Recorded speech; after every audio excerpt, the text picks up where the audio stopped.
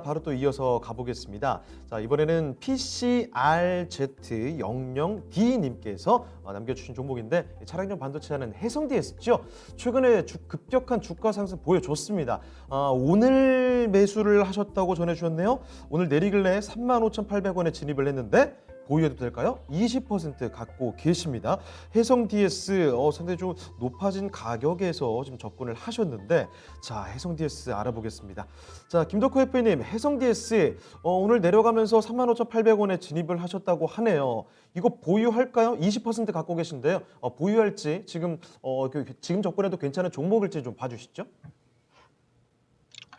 네, 앞서서 말씀드린 것처럼 해성DS라든가 이런 굉장히 많은 업체들이 지금 최근에 이제 또 다시 한번 주가가 빠르게 회복하는 종목들이 있습니다. 앞서서 제가 진단드렸던 종목에서도 비슷한 흐름이 있었던 것이 사실은 네페스와 같은 즉 기존에 재미가 없었던 종목들이 지금 와서 재평가가 이루어지는 거거든요.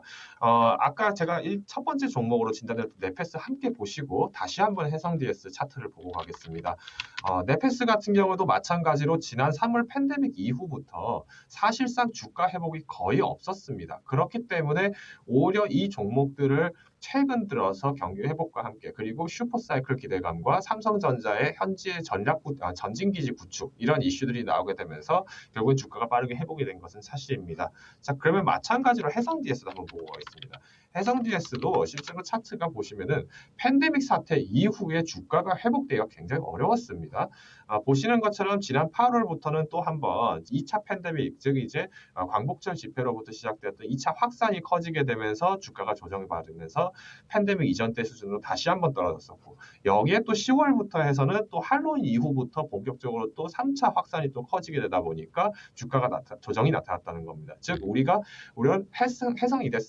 해성 DS라든가 이런 많은 업종들 중에서 상대적으로 덜 간 종목을 잡는다면 이런 종목들을 잡는 것이 유효합니다. 하지만 비교적 최근에 올라갔던 상승 여력이 좀 더 높았기 때문에 아무래도 신규 진입 자체는 조금 자제하시는 부분이 필요하지 않을까. 오히려 아쉬운 종목이라고 저는 조금 말씀드리고 싶습니다. 그렇기 때문에 이 종목에 대해서 조금 대응 전략을 세워드린다면은 오늘 장에서는 그래도 손실폭이 조금 적으신 편이기 때문에 현재 구간에서는 비중 조절을 좀 하실 필요가 있습니다. 전량 매도보다는 오히려 비중 조절을 조금 더 많이 하셔야 되고요. 특히 여전히 이 해성DS 같은 경우에도 주가 대비 가격은 조금 더 저렴한 편입니다.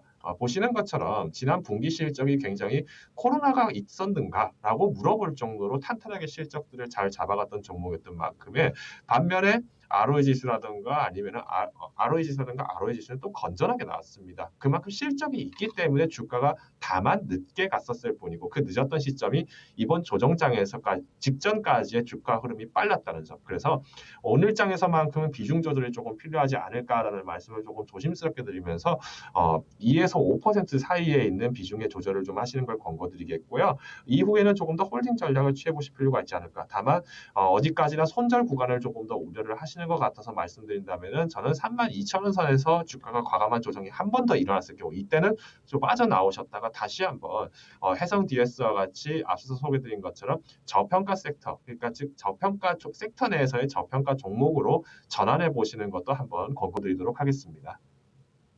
자, 이렇게 마지막 종목 진단이 됐네요. 해성DS까지 살펴드렸습니다.